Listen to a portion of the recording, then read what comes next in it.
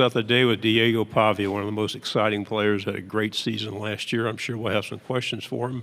Who would like to start off? We'll go right here in the front row. Dick Cox with Lindy Sports and Cox Sports Broadcasting. You had a great first year playing in the SEC. What did you learn from that? Did you think you can build on for even a better season this year? Yeah, I think last year I kind of got banged up at the Kentucky game. And so just maybe, being in the training room more, that's something that I worked on in this offseason, just make sure my body's prepared. Because after that game, my production kind of fell off. And I got to be there for my teammates, and so they'll expect a lot out of me this year. And, we can't wait for this great season. Right side, second row. Alex Byington on three. Diego, just from maybe a notoriety standpoint, how much do you think the win over Alabama may have helped grease the wheels of the NCAA case? You were a public figure at that point when maybe different things might have transpired. Well, I think the win over Alabama was big from a Vanderbilt standpoint of just allowing us to go get talent, and then it eventually helped us go to a bowl game. Each one of those 6 wins was important, but that one in particular, obviously they're the number 1 ranked team in the country, but when it comes down to it, every win was important, and I think that one was because we finally got people to believe kind of in Vanderbilt football. And so from here on out, obviously we got to win more games to get the things done that we want. So winning solves everything. Well, for my case, I don't know. Maybe I asked the judge that one. But, I was just super fortunate that I got clear to go. Middle section, fourth row. Diego Noachast, ABC Columbia. I believe on the Bustin' with the Boys podcast, you alluded to a certain game that was circled on your calendar. It was a South Carolina game. I'm curious why that was or why that is. Right. Obviously, South Carolina is they got great talent there. I feel like we fell short of that game by a mile. And obviously, they beat us. I think it was 28-7. But we're going to focus on Charleston Southern first, and then we'll get to Game 3 when we get there. But obviously, they're coached by Coach Beamer, and he's a great coach too. And so we'll be super excited to go play on the road in that environment when Game 3 comes. Middle section, fifth row. Kind of to that point, obviously matched up against Lenora Stellars in that game, and we'll match up with them again when you guys rematch with South Carolina. Just as a fellow, SEC quarterback, how would you just evaluate his talent? I think he's crazy talent. One, his athleticism is just different. He's got God-given talent too. He's 6'3" or something, 240 or something. And so that kid is just gifted. And then you see him on the field, he breaks tackles, and he's a good thrower too. So we'll be excited to play him. I know our defense will probably be excited to play him too, Game 3 when it comes. Right side, back row. Trevor Denton, Way 31. Over your career, you're 3-0 against teams coached by Hugh Freeze. Why do you think you've been so good against him and his teams over the years? Oh, dude, I don't know. Maybe they got a spell on him or something. No, I'm just kidding. Obviously, Auburn is a really good team. Coach Freeze, he wouldn't be at Auburn if he wasn't a good coach, and I think the world of him. He's a great person. Obviously, I played him at Liberty, and we were fortunate enough to beat him. That was one of our clutch wins to go to a bowl game too. But I don't know, maybe we'll see what happens in Nashville for Game 4. Left side, third row.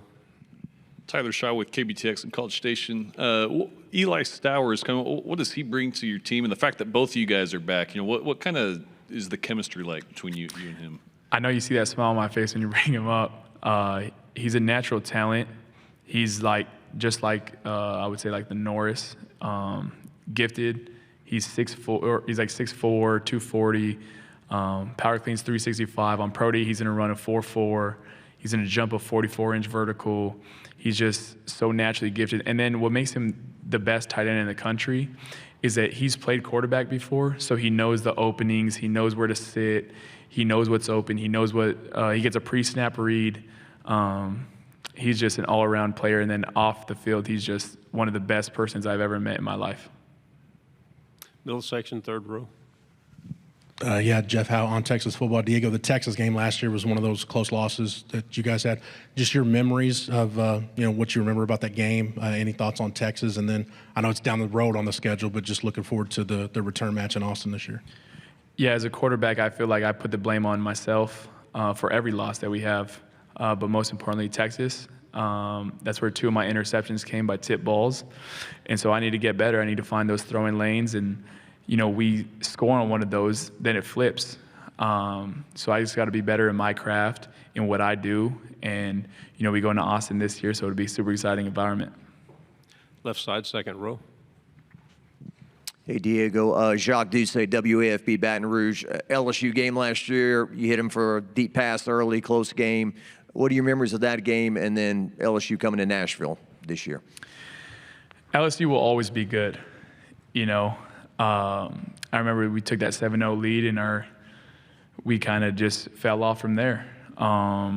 We were kind of banged up. I was banged up that game, and same thing, I need to go in healthy. And, I feel like I'm a better player when I'm fully healthy 100%. And so, I hope when they come to Nashville that I'm 100%. Front row again. What are your thoughts on the stand you took with far as eligibility? Has changed the landscape of college football, but has given so many junior college players now the hope of getting a chance to play and play extra, though. What are your thoughts on that? Well, I feel like I have good thoughts about that. I have a lot of teammates, ex-teammates from New Mexico Military Institute that I played with who, text me like, hey, man, thank you, And so a lot of people reach out and tell me thank you. And so it wasn't really me, it was my lawyer who did it. So he got the job done. And I'm super excited for those guys because they get another opportunity. Middle section, last row. Kind of to that point of hearing from other players who had a similar situation to yourself, the South Carolina running back, Rasul Faison, is in a similar situation. I was wondering if he has maybe reached out to you, if you guys have had a conversation at all. No, he hasn't reached out, but he played at in the same conference as I did, right? What did he play at, like Blinn or something? Yeah, and he's a great talent too. I remember scouting for him. I don't remember his name exactly on the paper, but I remember scouting for him. Right side, third row. Carlo Brown, WCBI TV in Columbus, Mississippi. Diego, as a avid Buzzing with the Boys watcher myself, I saw you on the podcast, so I just want to ask about that experience with Taylor and Will. Yeah, I had a good experience with those guys. Obviously, there's some nut jobs for sure. That's everyone on the podcast. You got to have some humor to you. And same thing with Theo Vaughn. That's my guy, and he's a really cool person. Diego, thank you for your time. Good job. Appreciate you guys. Thank you.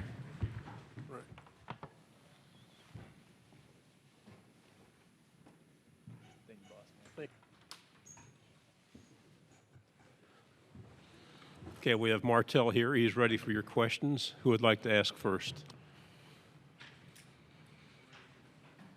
Start on the left side, back row. Dan Peck, ESPN 1067. We were just talking with your teammate about Coach Lee. He's a Vanderbilt graduate. Is it more meaningful playing for someone who wore the uniform himself?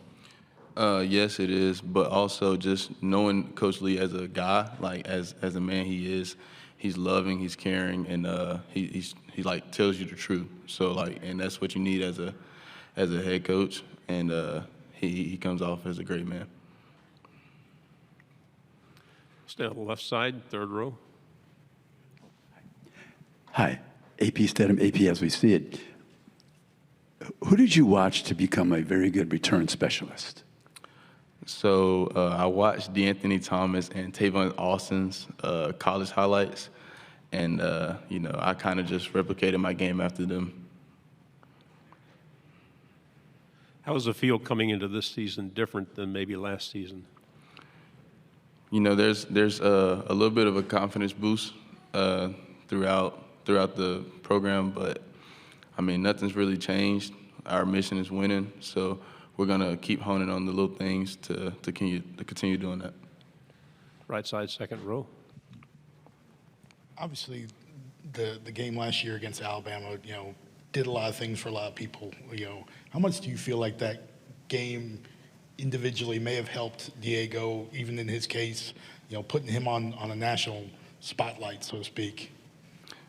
Well, the way that Diego is, he's a great guy. He's a dog, I mean, that win, it probably did boost a little bit, but with that win or without that win, that guy's gonna always come in and be the same person that he is, and that's passionate about what he loves, So. We'll go to the front row here. I heard Coach Clark say that you had 8 games last year that were decided by one possession, and you went 4-4 in those 8 games. What do you think y'all learned from last year that maybe can get you over the hump in those close games? To not take no team for granted and come out and play Vanderbilt football and be disciplined to what we know. Left side, third row. Tyler Shaw with KBTX and College Station. Eli Stowers, tight end. What has he meant to the team, and having him back? Have you? What's it like guarding him too? I guess in practice. Eli, that guy, he's a great guy. He's God-given, and that's like more so like our preacher on the team. Like when we need to pray, like for players or just in general, like that's the guy that we, appoint to. But he's a really great athlete. He's physical, pretty tall, and has great hands. Like he doesn't drop the ball for real. And so guarding him's pretty tough. Bigger body, and he's pretty swift. He's pretty big and pretty fast. So. Stay on the left side, third row. Martell, what was the difference in your defense last year to help contribute to the wins in the conference? Just getting coached from Coach Lee, and it was like he broke down the big things and made it like smaller, and so just like better understanding of the defense, and just good calling from him is what helped us. Left side. Would you say Diego's personality rubs off on the rest of the team, and it helps Vanderbilt sort of embrace that underdog mentality sometimes? Yes. So like I said, he's a dog, but also like he's a great guy outside of football, and if you get to know him like personally, then like that, like he's a loving guy. He's genuine, but. Yeah, like when you have a quarterback that's built like that, it kind of gives you a little ego boost too, and so just having him and having that mentality at the quarterback position, I think it helps a lot. Right here in the front row again. Last year was some of Vanderbilt's big wins. You've got national recognition from it though. Now that you're out there, what's the most important thing you would want people to know about you as a person or player? Me personally, that we're not gonna keep feeding off of last year, and that we're gonna keep bringing more. But we still have a chip on our shoulder, and we're still here to fight for the winning spot. How important is it to caution last year's memory, knowing that it's in the past and you need to look forward? Could you repeat that question, please? Sure. How important is it to seal off last season? Is it's over, we did well, but we have to focus on this year? Is that an important mindset to have this year? Yeah, I mean, the past is the past. We have to leave it behind us, but we can also build off of it. So, and that's what we're gonna do. So we're just gonna break down last year's film. See what the things that we need to improve on, but. We're just going to improve on those little small things and build off of it. Left side. There's buzz that you may have something of a two-way role this year. Any thought on how your preparation has changed for this upcoming season? Yes. So I mean, I am playing both ways, and I mean, there's not really change. I mean, I have to do both ways, but it's like 50-50. So I have a pretty good schedule for it. Certain periods I do offense, certain periods I do defense, and then team segments I do a certain amount of plays on offense and defense. Stay on the left side. What's the biggest adjustment, to this offseason, knowing that you're going into a season playing both ways? Just staying healthy, staying in the training room and in the film room to not forget plays and formations, but staying healthy is the main part. Right side, second row. You talk about playing both ways. How much did Travis Hunter's success, I mean, was that something that when you saw him doing what he did, you go to Coach Lee and, point out some things, or what? So it's crazy because me and him played against each other in high school. So we were like, back and forth, back and forth. But like I said, I did it in high school. And I didn't think it was actually possible to actually do it because of rules. But once I seen Travis do it, I was like, hey, coach, let me do that. And he kind of gave me the shot at it. So we're going to see how it plays out. Left side, third row. Martell, I've spoken to teams in the past where they were a decided underdog, and they would discuss, we think we can win this game. And then they played the team the next year, and it was, we know we can win the game. So do you feel your team is at that point psychologically? No. So we don't really go into games thinking, hey, can we win? Can we not win? We go into every game with the mission of winning. And so every game we're gonna always assume that we're gonna win, no matter who it is. Front row. There are a lot of great places to play in this league. Do you have a favorite road trip or place that you like to when you go on the road? First Bank Stadium.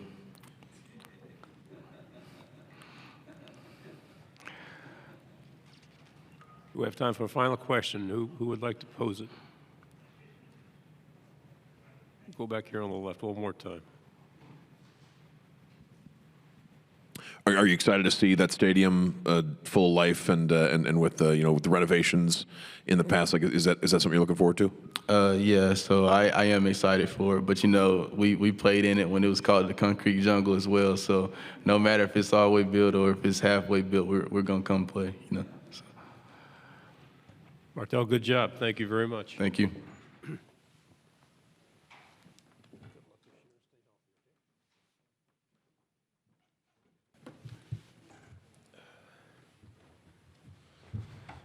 Are we one loudspeaker? Yeah. Okay, our first Vanderbilt Commodore of the day is Randon, and he is ready for your questions. We'll start over here on the left side in the third row. Hi, Randon, AP Stedham of AP As We See It. I'll talk a little louder for you. Yeah. I'm sorry. Randon, so Vanderbilt last year, magical season. What do you want to see the team do a little bit better this year?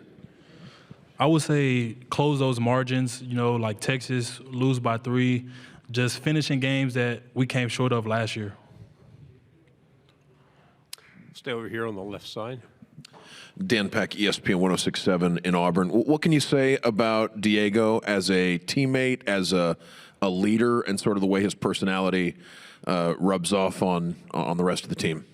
Oh yeah, Diego. He's a different kind of player. His aura, his competitiveness, just his demeanor and how he carries himself. It really spreads light, to the locker room. Like, okay, this is our quarterback. This is what he's doing. We need to move accordingly. So just the way he carries himself, it really spreads through the whole locker room. Stay on the left side. What was it like finding out that he was coming back for another year? Like, how did that play in the locker room? Oh, it shocked everybody. We weren't expecting him to get it, but when he got it, it spread a light throughout the locker room. Like, okay, we're going to make a run. We got our quarterback back. We got our guy. It's time to go on a run. Is there a different vibe entering this season that you feel around campus, around the city? Oh, definitely. Especially with Pavla coming back, everybody knows him, so it's a lot of more, interactions with students walking around the campus, with, outsiders, anywhere we go with Pavla, somebody's gonna ask for a picture, so it's definitely a change in Nashville. Right side, third row. Jada Ferris with WAFB in Baton Rouge. Last year when y'all came to LSU, y'all lost by 7. This year, y'all are going back to Nashville. How do you guys look to turn that matchup in your favor? Just executing. We have to do the little things right because we play great opponents with NFL talent all across the board. So we have to bow down to the little things and execute when we need to execute. Stay on the right side, second row. What can you, Alex Binded on 3, what can you kind of say? Was there a tangible kind of benefit to the win over Alabama, the upset? Did you kind of feel it?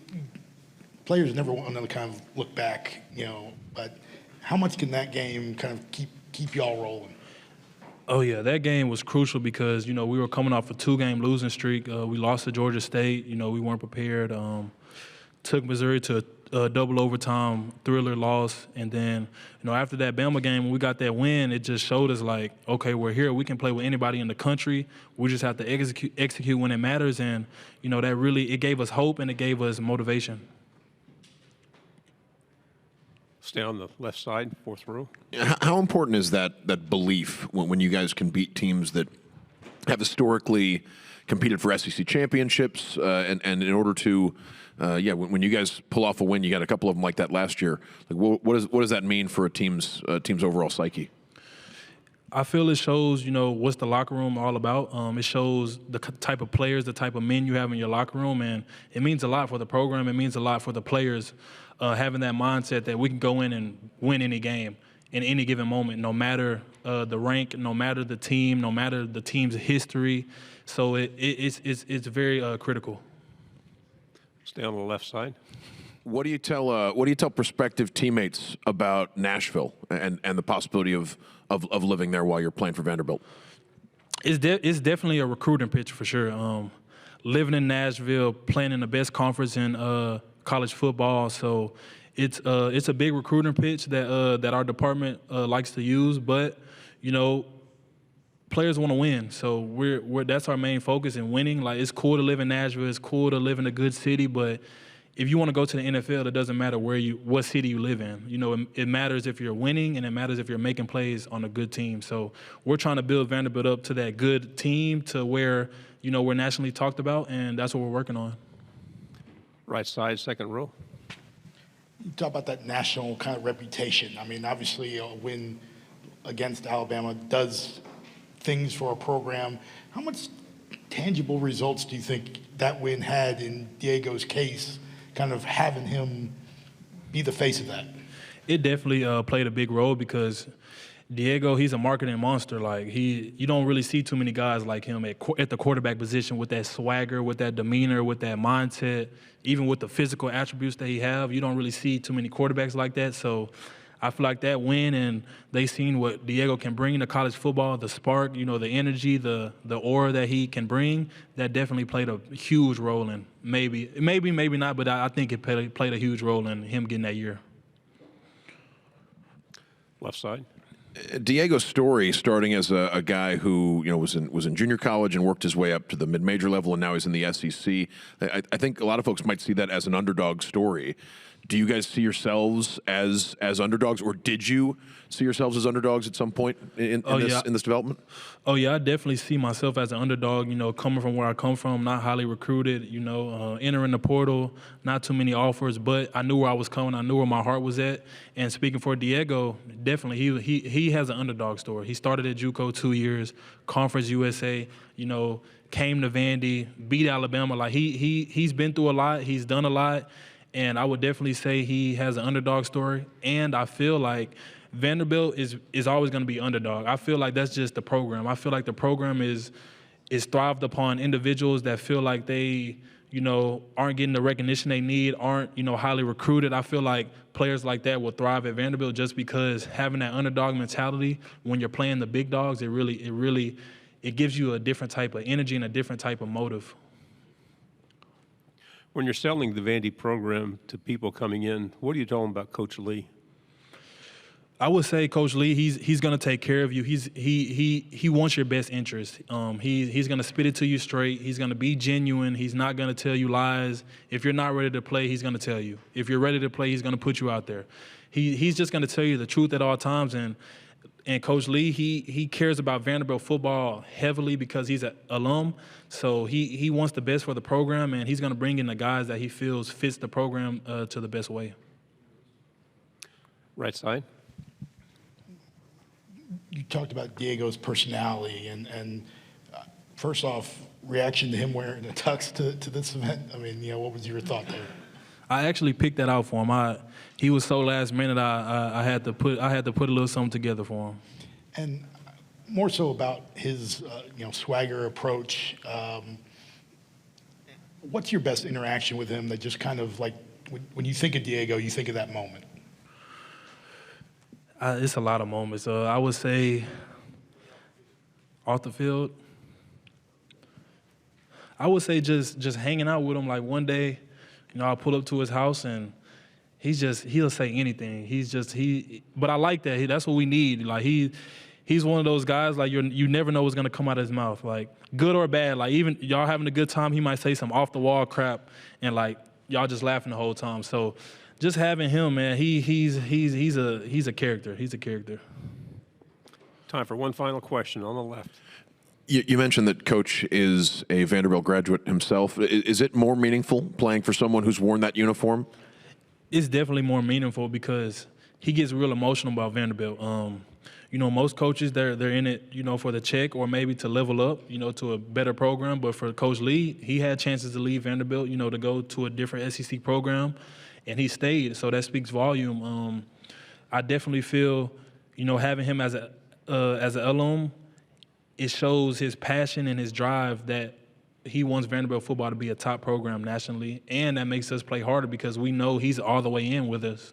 And we're not just going to war by ourselves. He's going in the fight with us, so that definitely is a big, major part. Randon, good job. Thank you very much. Appreciate it.